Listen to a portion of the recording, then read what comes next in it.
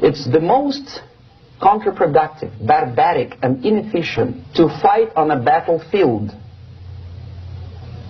You know that war is continuation of state policy, right? So if you want successfully to implement your state policy and you start fighting, this is the most idiotic way to do it. The highest art of warfare is not to fight at all,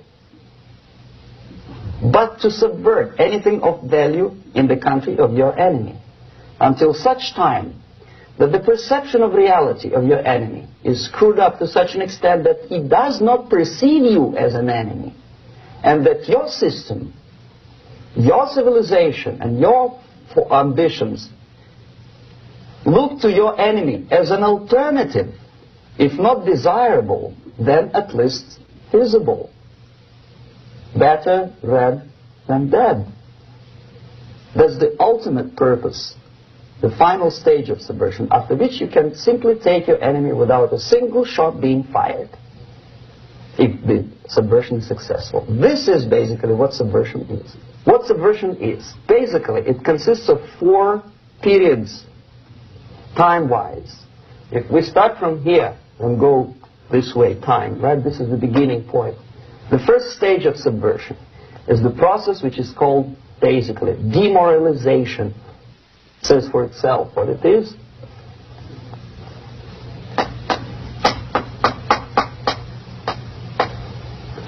It takes from, say, 15 to 20 years to demoralize a society. Why 15 or 20 years?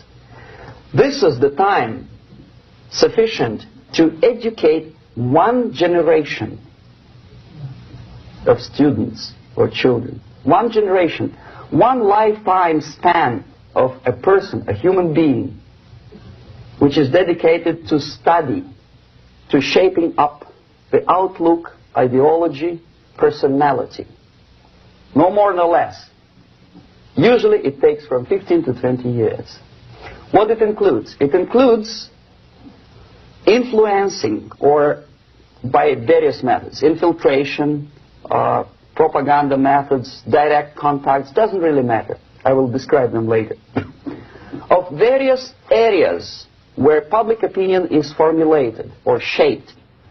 Religion, educational system, social life, administration, law enforcement system, military, of course, and labor and employer agents of a foreign nation, bought, subverted, recruited, right?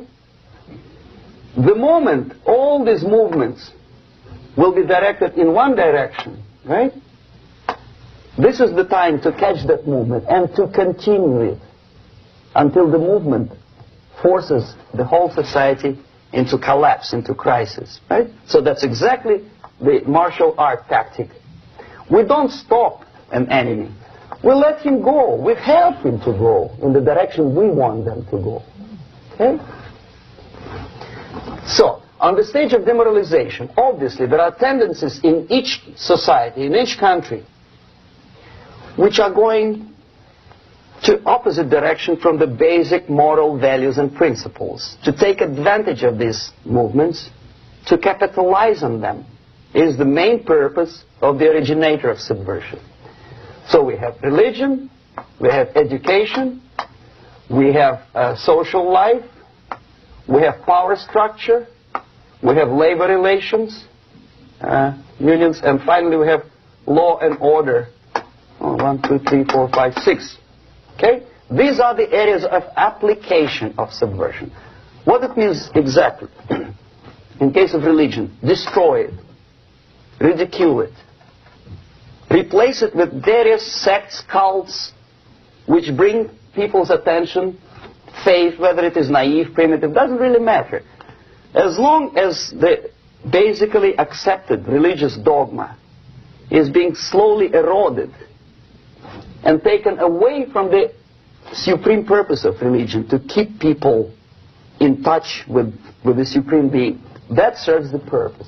Therefore, replace it, accept it, respect it religious organizations with fake organizations. Distract people's attention from the real faith and attract them to various different faiths. Education. Distract them from learning something which is constructive, pragmatic, efficient. Instead of mathematics, physics, foreign languages, chemistry, teach them history of urban warfare, natural food, home economy, your sexuality, anything, as long as it takes you away. Okay? Social life. Replace traditionally established institutions and organizations with fake organizations. Take away the initiative from people. Take away the responsibility from naturally established links between individuals, group of individuals, and society.